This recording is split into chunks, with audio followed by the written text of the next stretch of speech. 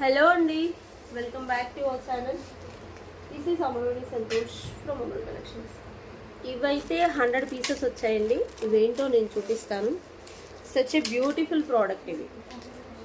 Okay, daily wear పెట్టేసుకోవచ్చు. Daily wear బుట్టలు అన్నట్టు మైక్రో పాలిష్లో వస్తాయి.